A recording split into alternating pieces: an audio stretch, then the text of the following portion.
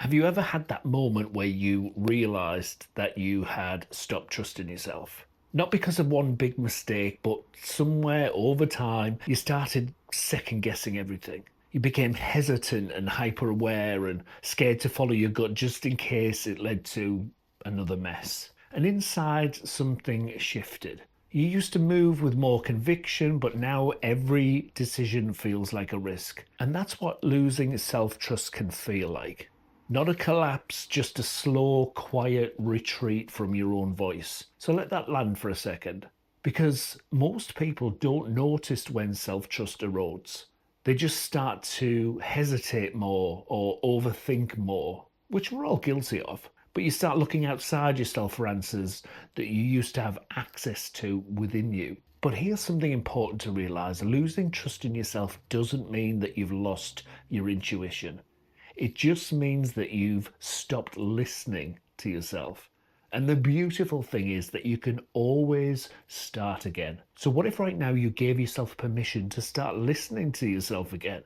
Not through some big dynamic shift, but through small, quiet choices that actually build self trust.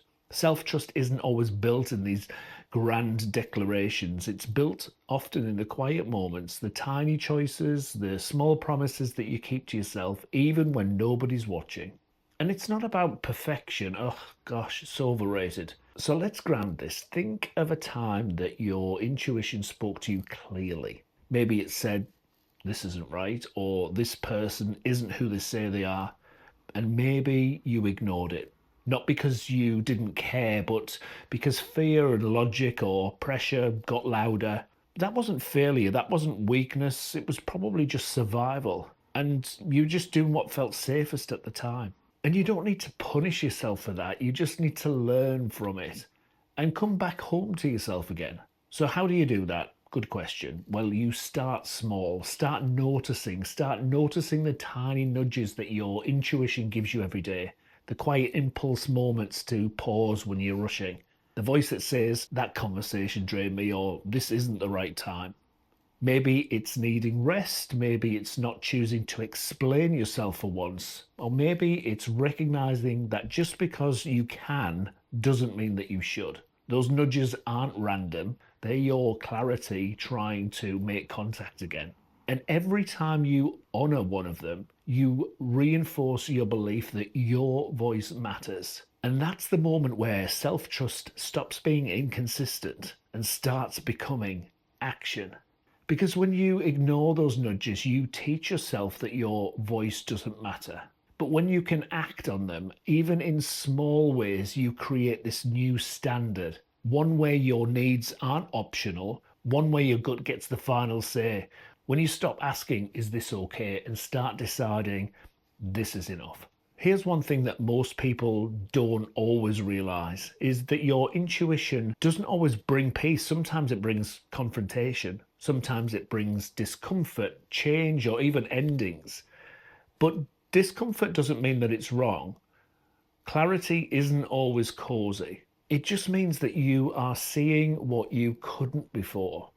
And maybe that's what you've been avoiding. I know I've done that before. Not the truth, but what it might require of you.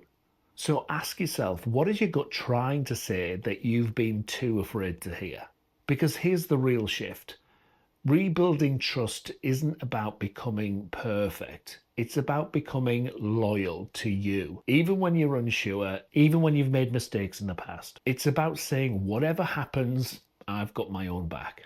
Think about your closest friend, someone who you love deeply. If they screw up, do you abandon them? Or do you support them and guide them and help move them forward? So why is it so hard to extend the same grace to yourself? Why do you make self-trust something that you have to earn rather than something that you build? Here's something to reflect on. When was the last time that you backed yourself fully? Not when it was easy, not when everyone agreed or approved, but when it was just you and your gut and a decision to make. What did that feel like? And if it's been a while, well, maybe it's time to come back to that version of yourself.